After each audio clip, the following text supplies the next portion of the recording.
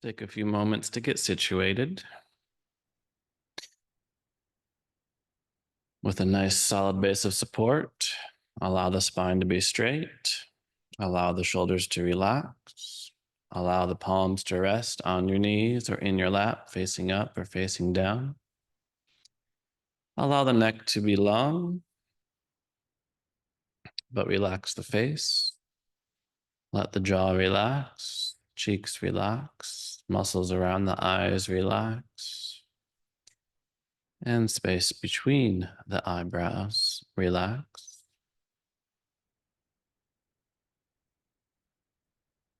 And you might close the eyes or keep them slightly open, gazing at the ground in front of you. And take a few moments simply to notice that you are breathing.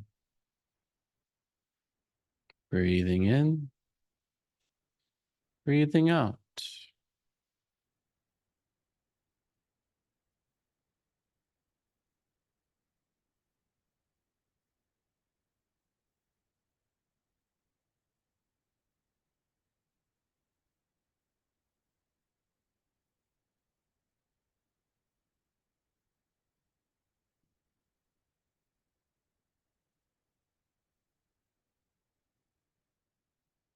Let's do a scan of our inner experience by moving through the 5 elements. First, tuning in to the element of earth, of solidity, of matter.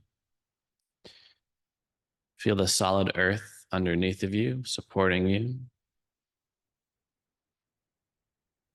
And feel the more solid elements of your experience. When any body part touches another one, we feel solid. As the feet touch the shins and ankles, as the hands touch the knees or lap.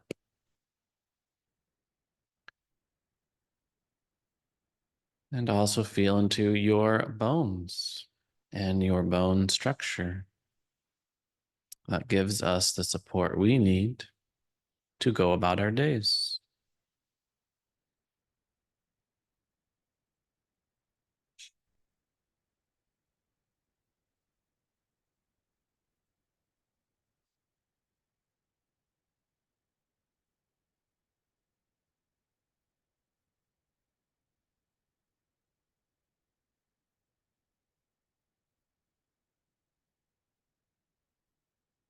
Next, tune into the element of water, of flow, fluidity.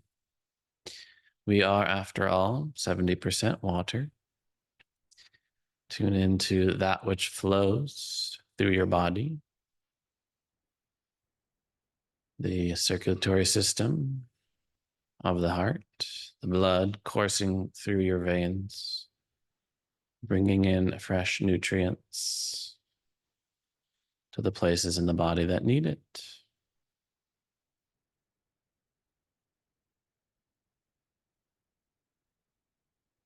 And tune into other liquids in the body. We have saliva in the mouth, tear ducts in the eyes, and sweat in our skin.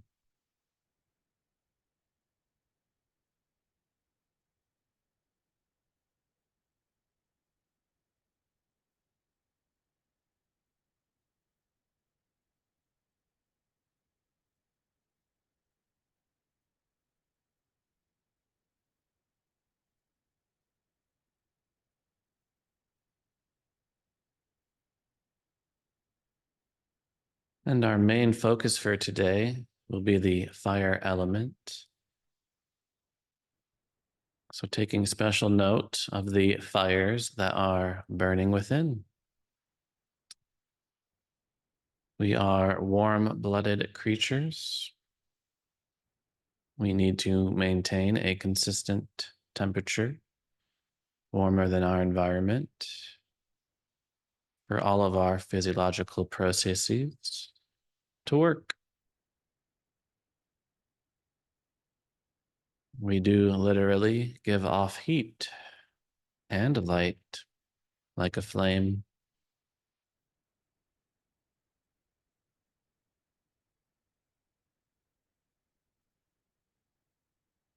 We also have a digestive fire within us, converting the fuel, the calories in our food, to energy that we can then use to breathe and to move and to think. And just like a flame, you take in oxygen and breathe out carbon dioxide, burning away the elements within us.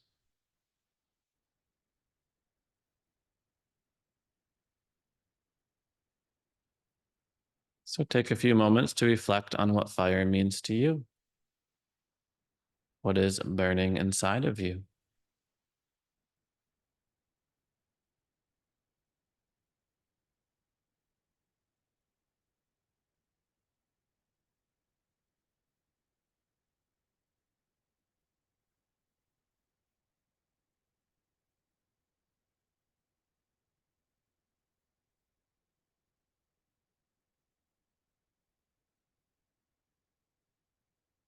And shifting to the element of air. Notice the breath again. Notice the air flowing into the nostrils, down the back of the throat, into the trachea, and fill up the lungs. And notice that air leaving the lungs and out of the nostrils again.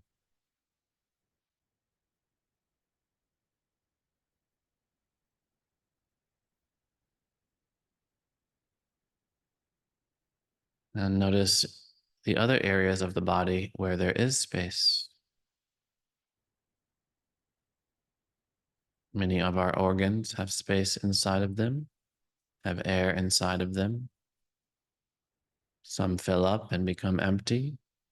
Others are more like tubes with air allowing things to pass through.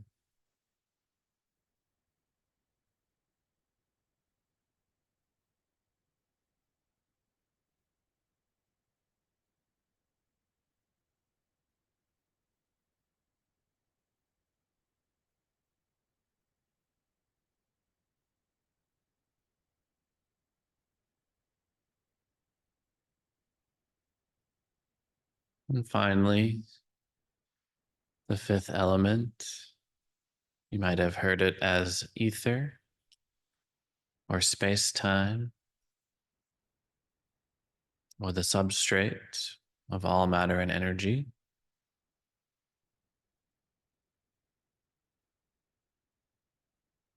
Point is, we exist in a medium,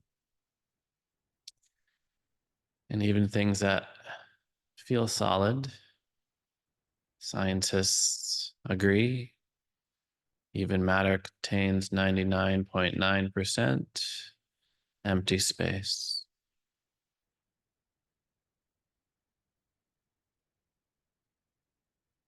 Tune in to the spaciousness of your body.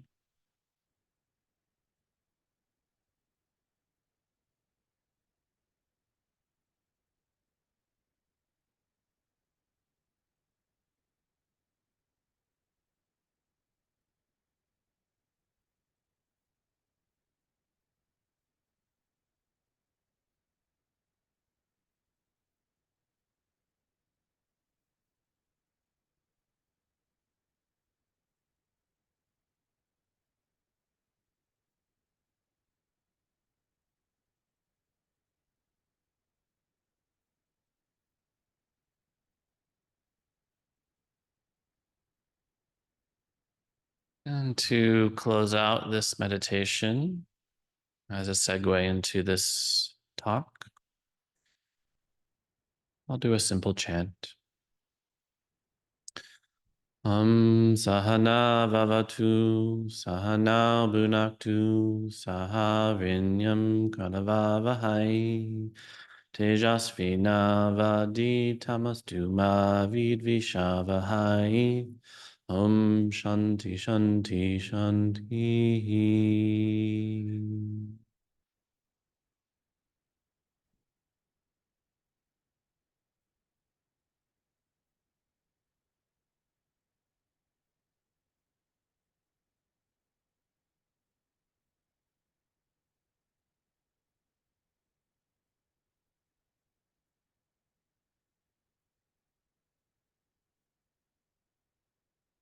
Hmm.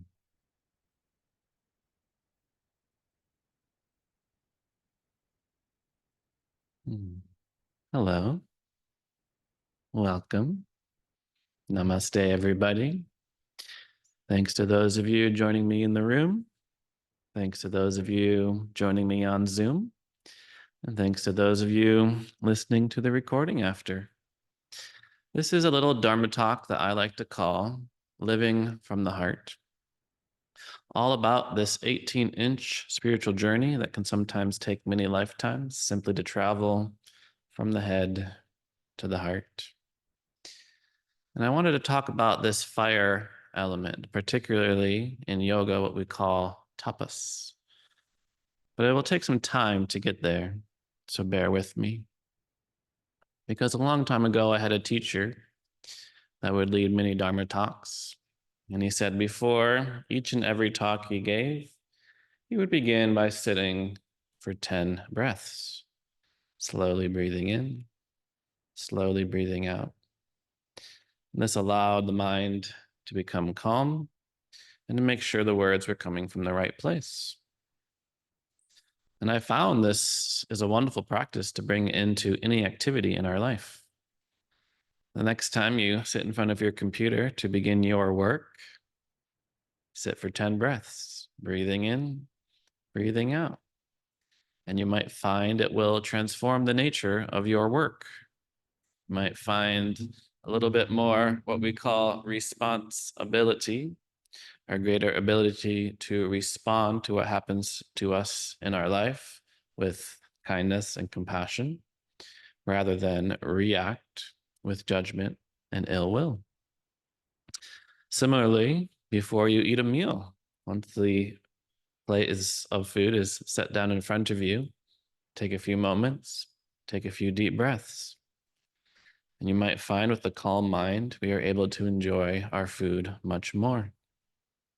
So any activity really is often boosted by a calm mind and an open heart, or simply coming from a place of stillness. But before a Dharma talk in particular, my teacher encouraged, if you are going to speak, if you are going to expound on any spiritual teachings, you should ask yourself, is anything I am about to say going to be more enlightening, educational than the silence itself? Are there any words that we could convey that could possibly communicate the profundity of stillness, of silence, of emptiness, or shunyata, as we say? Because when you do look into all sorts of spiritual teachings, you will find a certain joy is to be found in silence. Meister Eckhart says, nothing in the universe resembles God so much as silence. And Father Thomas Keating says, silence is God's first language. Everything else is a poor translation. I love that line. Silence is God's first language. Everything else is a poor translation. Whatever we say about God is more unlike God than saying nothing. If we do say something, it can only be a pointer toward the mystery, and that can never be articulated in words. All that words can do is point in the direction of the mystery. Let love alone speak. So before we talk about any words and concepts like tapas, we have to begin to consider what role do words play in the spiritual life? Because in general, they do get a pretty bad rap. The very first line of the Tao Te Ching by Lao Tzu, perhaps one of the most infamous lines in the sacred texts, is that the Tao that can be told is not the eternal Tao. The name that can be named is not the eternal name. And it's such an interesting juxtaposition that these two lines are the introduction. They're the very first things that you hear when you begin to read the Tao Te Ching. So if the Tao that can be told is not the eternal Tao, well, you might as well just close the book and put it aside at that moment. But if you do continue reading, you will find Lao Tzu saying, those who know don't say, and those who say don't know. And you're like, but you said that. You wrote it down. So Zen teachings too are often described as a finger pointing at the moon. And many people get awfully caught up and attached to the finger. And the finger represents words, and the moon represents that which goes beyond words. So there is a certain deficiency that words have to point out a beautiful moon, which, of course, if I told you about the moon and how beautiful it is, no words could possibly encapsulate seeing it yourself. So no words about enlightenment, about awakening, about Satori could possibly encapsulate the actual experience of these things. In the Upanishads too, it is said, if you think you know Brahman, you do not know Brahman. If you do not know Brahman, then you have begun to know. It's a slight paraphrasing of the actual phrase because it's a little bit more confusing. It is known to him to whom it is unknown. He knows it not to whom it is known. Essentially, if you think you know, you have no idea. So we see the diminishing of the usefulness of words in the Zen tradition, in the Taoist tradition, and in the Hindu and yoga tradition of the Upanishads. And we also see it in Judeo-Christian religions. There's a story of St. Augustine, who's busy writing in a book. And a young boy comes up to him and asks him, what are you doing? And he says, oh, you see, I'm writing a book about the Holy Trinity. I'm writing a book about God. The boy says, very interesting. And this monastery was on the coast. So the boy went down to the beach and he dug a little hole in the sand. And with just a little thimble full of water, he would go to the ocean and put it in the hole and go to the ocean and put it in the hole and go to the ocean and put it in the hole. And St. Augustine, after seeing this happen a number of times, went down to the beach and says, what are you doing? And the boy says, oh, you see, I'm going to put the entire ocean into this hole.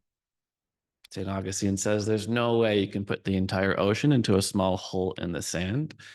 And as you could probably predict, the boy said, well, there's no possible way you can put God into a book. There's no possible way you can encapsulate the divine in words and scripture.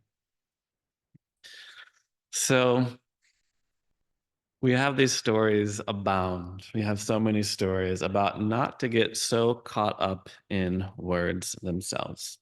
And there's a few different ways we can approach this stance.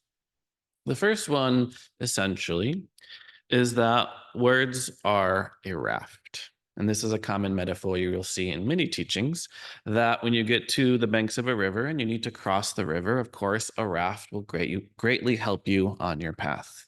Now, when you use the raft to get to the other side of the river, you're not going to pick up the raft and take it with you.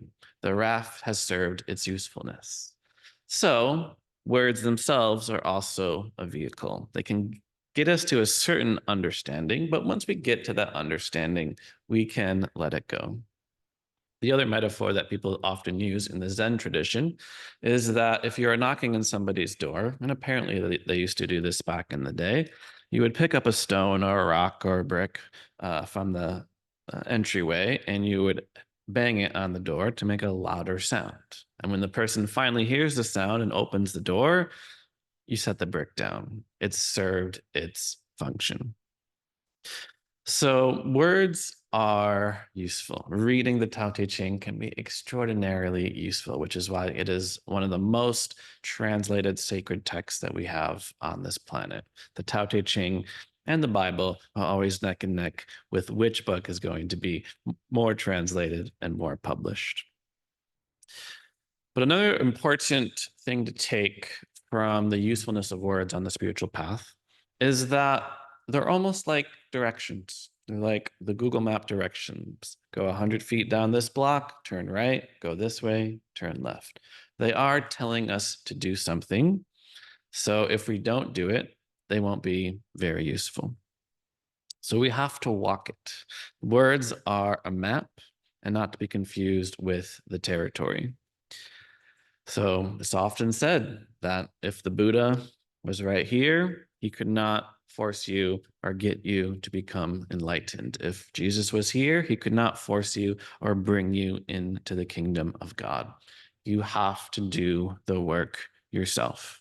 This is why we have Patanjali's Ashtanga system, an 8-step system, why we have the Eightfold Path in Buddhism, 8 steps to take on this path. Just reading about the Ashtanga system will not put you on the path. However, it is a wonderful guide. So even if we say the finger pointing at the moon should not be confused with the moon, it is still pointing you in the right direction. All of these words are designed to point you in the right direction. You might be able to get to the top of the mountain without a map. And there are stories of many great sages and mystics and rishis throughout time getting to the top of a mountain without a single map. Sometimes even stories of 3- and 4-year-old children suddenly becoming awakened, and their parents are so surprised because they never brought any kind of religion or spirituality into the family. But by and large, a map will greatly help you get to the top. And it will also help prepare you to know what is to come. So there's a comic and it shows a man next to his bed with his elbows on the bed and he's praying. And he says to God, of course, I asked you as nicely as I could to make me a better person. But apparently you couldn't be bothered to help. We expect other people to do the work for us, but we have to do the work ourselves. Another story of a person praying. Every day, this person would go to the church and pray in front of this beautiful statue of a divine being, and he would say, please, please let me win the lottery. Please, please let me win the lottery. A week goes by. Please, please let me win the lottery. Another week goes by. Finally, the statue becomes so exacerbated, it comes alive, looks down at this person and says, please buy a ticket. So you're not going to win the lottery if you don't buy the ticket. You're not going to attain whatever it is you're seeking to attain on the spiritual path without doing the work. So words, they can be a raft. They can also be directions. And the directions are important, particularly because I find people are always looking for shortcuts. There's a story of a famous little jester in the text, Nasruddin, where Nasruddin went to go get some piano lessons. And he went to the piano teacher and he asked him how much the piano lessons cost. And the teacher said, well, your first lesson is $20. And every lesson after that is $10. So Nasruddin thought about that for a few moments and said, okay, I'll start with the second lesson. So we're always looking for shortcuts. We always think there must be a better way. There must be a better route without the struggle of what I am being told I need to do. And finally, another important thing to recognize about the role of words on the spiritual path is that these tend to be relative teachings, and they also tend to be a zeitgeist of the time of which they were said. So what I mean by that, by relative teaching, is if you are going down a road, you of course want to stay in the center of the road. If you are veering to the right, you of course need to go to the left in order to stay centered. If you're veering to the left, of course, you want to go to the right in order to stay centered. So in other words, if you see any teaching, you can recognize it's sort of designed for the person hearing it. where you need to know where you are going off track in order to get the right advice of where you need to go to be on track. So when you do see even like a guru or somebody giving people opposite advice, well, if one person is going to the right, they need to go to the left. If one person is going to the left, they will need to go to the right. So the same idea and the same advice and the same recommendation could be perfect for somebody and not at all what somebody else needs. So I also really enjoy Thich Nhat Hanh's understanding that you cannot have love without understanding. Understanding is the bedrock, the foundation of love. In order to even help somebody, you have to know where they are, you have to understand them in order to give them the proper direction. Otherwise, you jump into what therapists call premature problem solving. You immediately go to the solution rather than listen to understand what somebody needs. So not only do these teachings tend to be relative, but they also tend to be a zeitgeist of the time. So, for example, around the time where when the Buddha lived, the predominant spiritual teachings in ancient India were the what are sometimes referred to as Vedanta or the Brahmanical teachings, which basically said that the underlying substrate of everything in this universe is Brahman. Everything is divine. Every single particle on this planet is divine. And you too have your own divine self that is known as the Atman. And as happens in many spiritual schools, there's always branches. So you have Dvaita schools or dual schools that say you are the Atman and here's the Brahman. And then you have Advaita or non-dual schools that say, actually, guess what? Atman and Brahman are the same. The point of this story is that at the time of the Buddha, you had certain spiritual leaders who said there is a lasting essence to it all. There's a ground to stand on. Don't worry. You have an untouchable, unburnable, divine self. And that's when the Buddha came around and he's like, that's so interesting because when I observe the universe, everything seems to be constantly changing and constantly moving all the time. And when I sit in meditation, I do not find any constant self. So the Buddha said, actually, I feel like we're going a little bit too far down the left side of the road, and we need to veer back to the center. And his way of veering back was teaching non-self, which was teaching Natman. So non-self or egolessness. And that everything arises and falls due to certain causes and conditions. So similarly, there is no universal or divine self. So in this way, we can often, through kind of historical understanding, come to an understanding of why a particular guru or saint or mystic taught what they did. And it is often a response to the predominant narratives of the time. And it's up to us to kind of decide, does that teaching apply to us today in our modern day world? So the interesting thing about the Buddha is that he is described as a physician, where if you go to the doctor and you are sick, and if you have a good doctor, you expect the doctor to tell you what condition you have. You expect them to tell you the cause of the condition.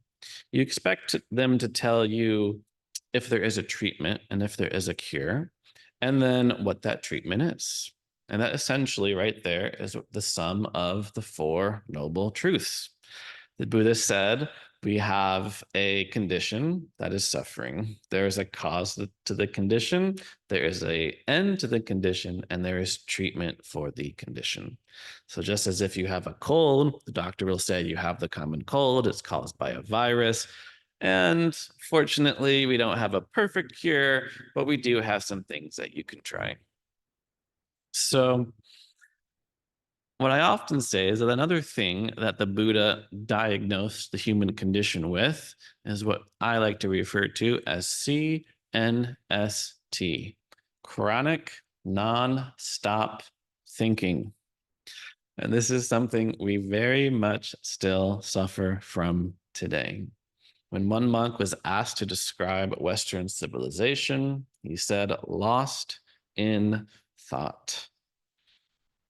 And most people, especially nowadays, live from the shoulders up. This is why yoga is such medicine for the modern world, because we have to come back to everything below the shoulders, which isn't just the body, but of course the heart is here too, and also our emotions and our source of our intuition. So when we look at the teachings, like get out of words, stop getting so attached to words. This is saying get out of your mind. You believe everything that you think 24/7, all the time. Your monkey mind is jumping from thought branch to thought branch. So whatever you do, get out of your mind. So we have to recognize, are we continuously caught up in conceptual thinking of words, or can we drop into the body, into the heart, into this moment right here, right now?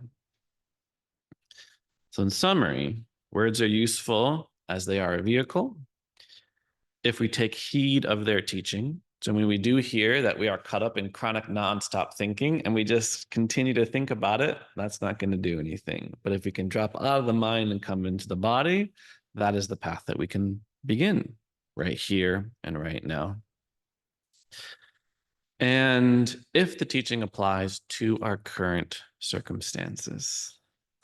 So, as a writer and as a poet, I love words. I think they're extremely powerful. And a lot of times we use words without even knowing what they truly mean. So, an example is one of my favorite words, companion.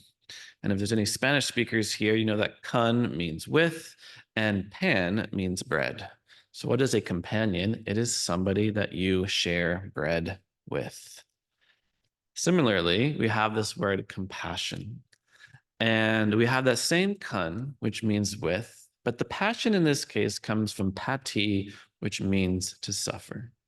So the lesson we have embedded in this word of compassion is that if you want to really be compassionate with someone, you have to join them. You have to be with them. You have to suffer with them. It is a joining.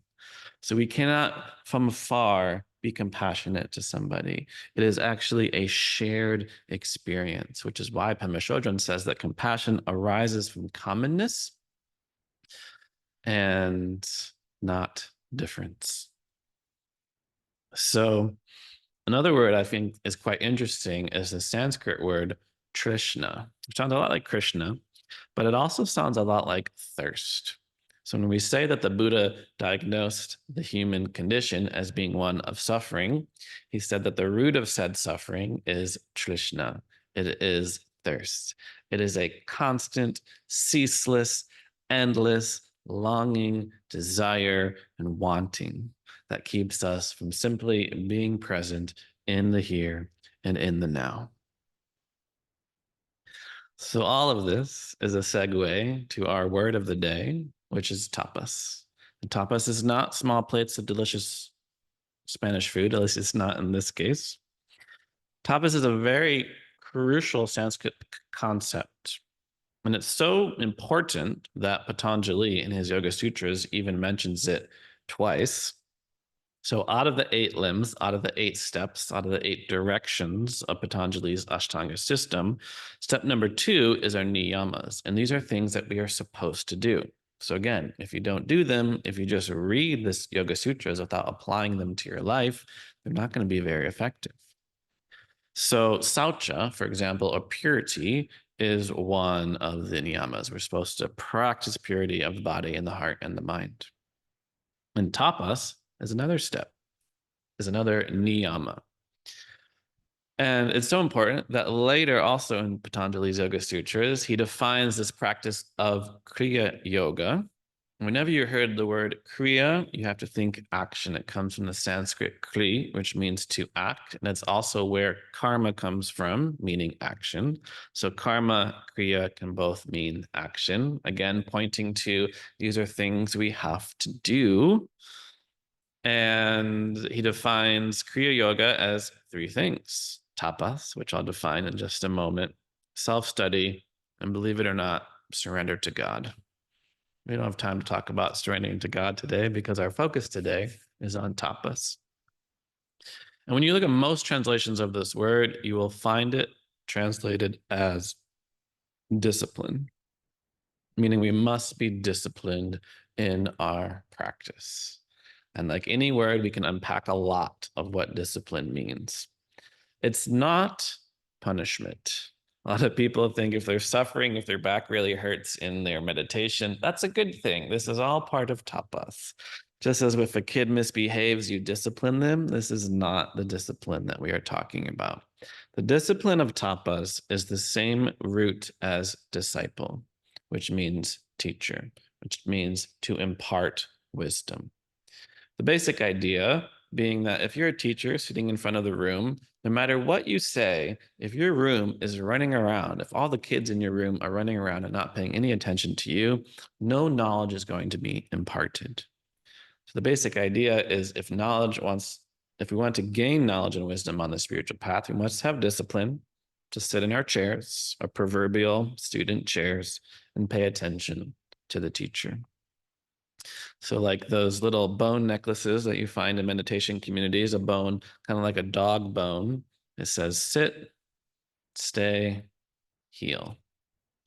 This is the attitude that we bring. We have to discipline ourselves to sit and be in one place.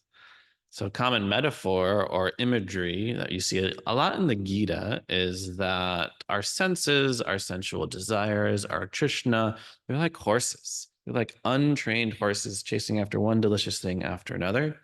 And who wants to ride an untamed and untrained horse?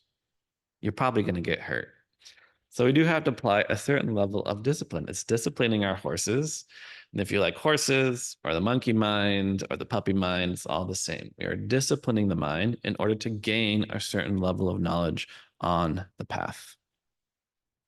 So again, we can turn to Lao Tzu. And he says, do you have the patience to wait till your mud settles and the water is clear?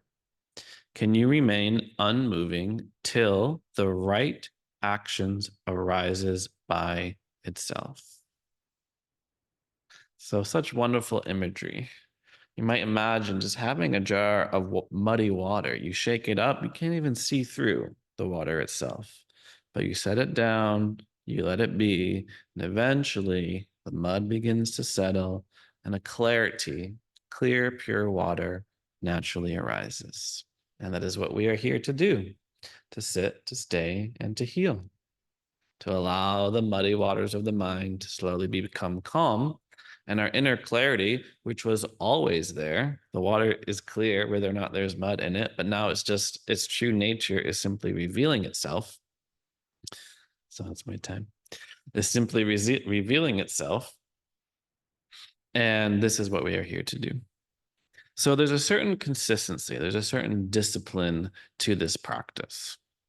There's a story of a young spiritual aspirant who heard about some famous yogis out in the woods and he wanted to go learn with them. So he went to the woods and he found all these yogis sitting in perfect lotus meditation posture. And he's like, I want to learn what you're teaching here. And the teacher said, okay, well, have a seat. So they sat and they sat and they sat. And 24 hours passed by. They continued to sit. And this young aspirant was like, I'm not getting anything out of this. I'm leaving. So he left and went home and went about his affairs for a few days. And it was like, maybe I missed something. Maybe they do have something to teach. So he went back, and sure enough, there were the yogis meditating full lotus position, watching their in-breath and out-breath. And the leading teacher there goes, what is it with you and all this ceaseless coming and going? Now, obviously, leaving one time in a day and coming back the next day doesn't seem like ceaseless coming and going. But when the mind is still, when you've trained your horses to be still in this moment, then it does seem quite sporadic to leave and come back and leave and come back and leave and come back. So you have to have a certain level of discipline, of consistency in the practice. So this slowly brings us to another definition of tapas, another way to think of tapas, which is fire, which is burning. And there's so many different interpretations we can have of what the fire of tapas means. The first one in this case is that it can also just mean motivation. It can also just mean gumption, as it says in mindfulness in plain English. In that if you do come to your practice, you have to be very motivated at the start. It's true that the end of the path does tend to result in a certain level of desirelessness, an end to Trishna. But at the beginning, it does really help to be strongly motivated. So just as an elite athlete gets fired up before a game, right? That's the fired upness that we bring to our practice. And it's what keeps us practicing even when things are tough, because our growth will never be linear. One day you have a beautiful practice on your mat or meditation cushion. The next day you have a hard day. And if you're not fired up and motivated to continue practicing, you're going to give up. Like the man in the story, you're going to leave and then decide you need to come back. So this is why Patanjali says our practice becomes firmly established and continued for a long period of time with all earnestness and without break. So we can think of the fire as the gumption and motivation that we bring to our practice. And that same fire also facilitates a purification process. So this is another way to think of and translate this word tapas. It is a purification process. So there's so many metaphors and imageries of this purification. The most common one is if you have a piece of raw metal and you put it in the fire, it will burn off all the impurities and you'll be left with pure iron or pure gold or whatever it is that you're trying to purify. Another metaphor is you've just shaped some round clay. You just made a beautiful pot. And what's the final step to making your pot a reality? You put it in the kiln. And what happens when it's in the kiln? It hardens. I just took a class one time with a yoga teacher, and they say, you feel that pain in your body? That's just weakness leaving your body. And I tend to go by the motto, no pain, no pain. So I haven't used that particular phrase in my teachings. However, I do like this idea that the no pain, no gain idea is that there will be some burning, yes, on our growth. There will be some effort that needs to continue through difficulty in order for impurities, in this case, weakness, to leave the body. So just like that raw clay getting put into the kiln, it hardens and becomes strong.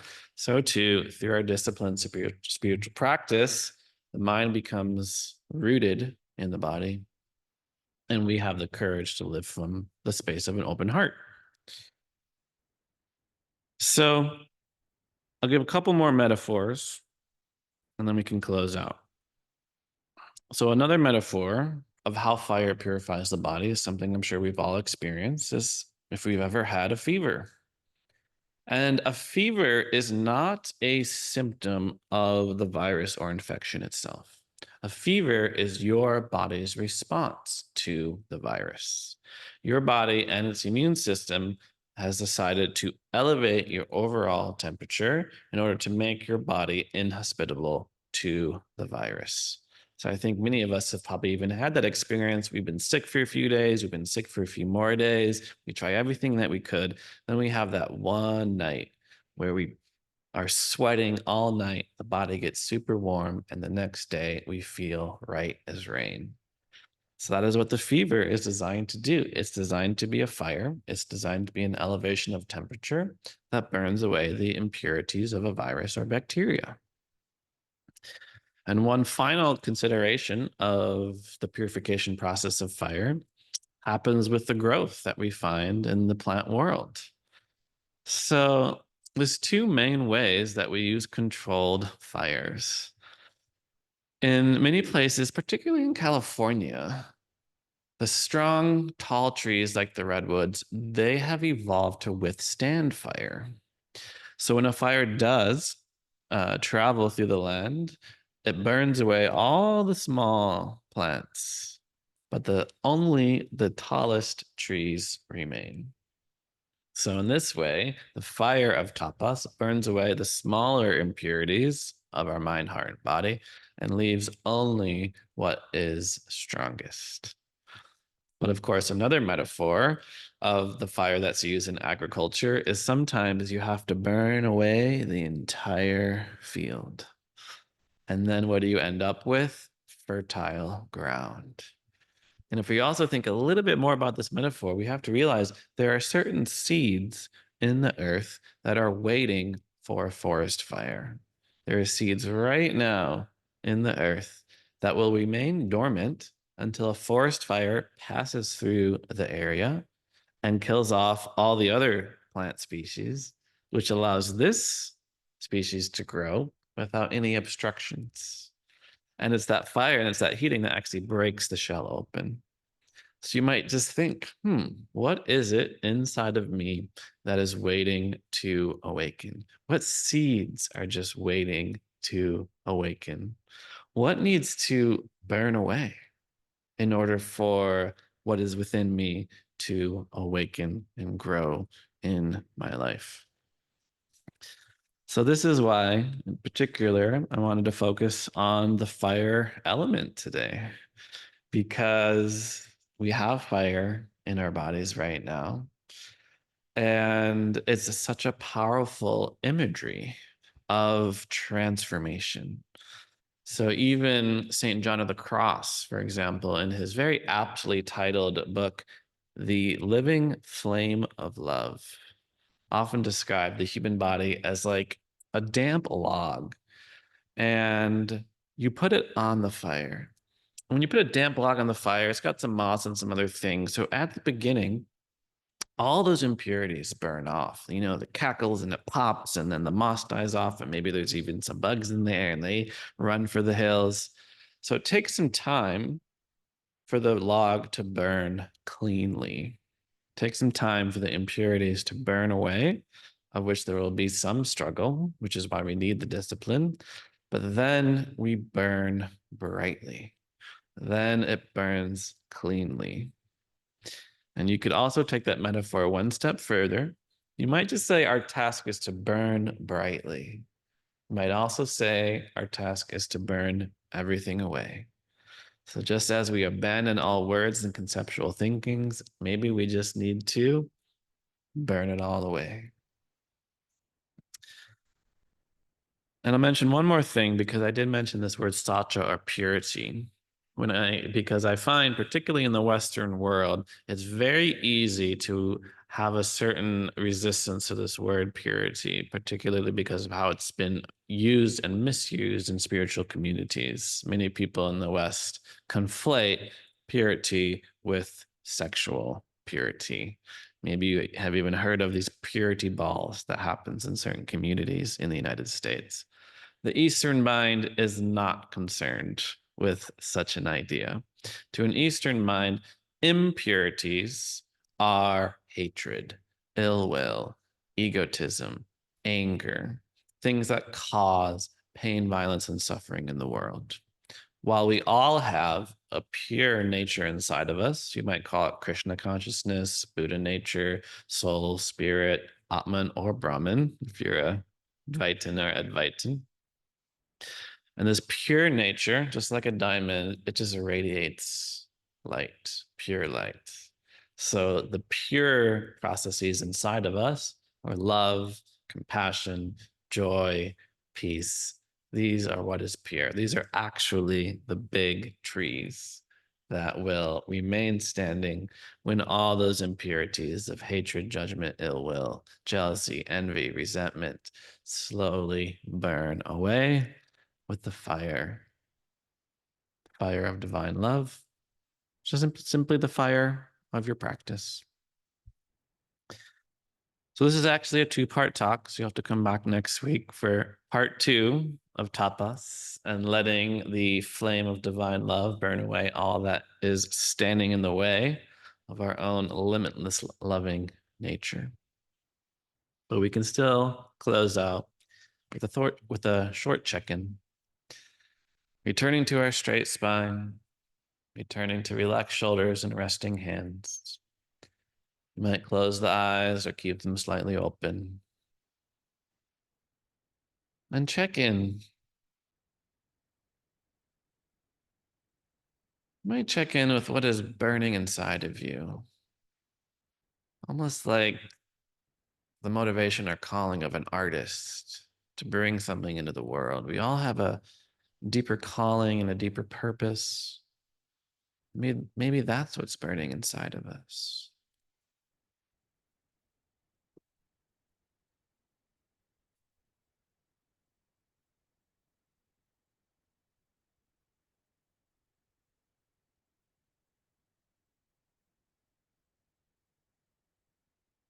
And as we also reflect, what is waiting to awaken? What seeds are inside of you just yearning to break out of their shell, to blossom?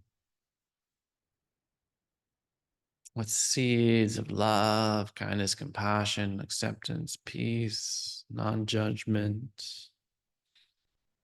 We're simply waiting for the right conditions.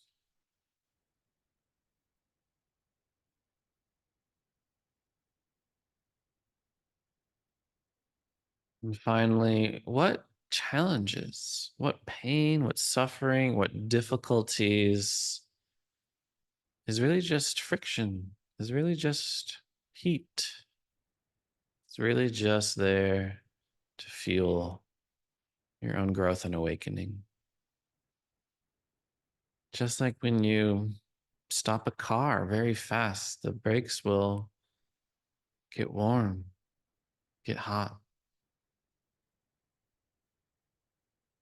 What resistance is serving us?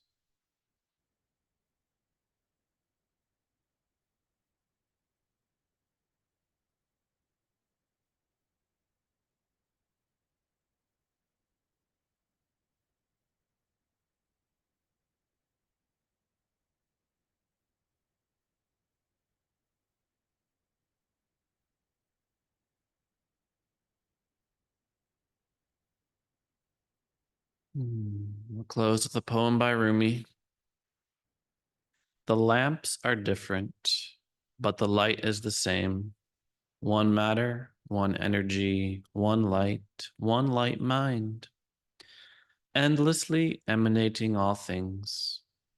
One turning and burning diamond. One. Ground yourself, strip yourself down to blind, loving silence. Stay there until you see you are gazing at the light with its own ageless eyes. One, one love, one light, one God, one. The lamps are different, but the light is the same. One.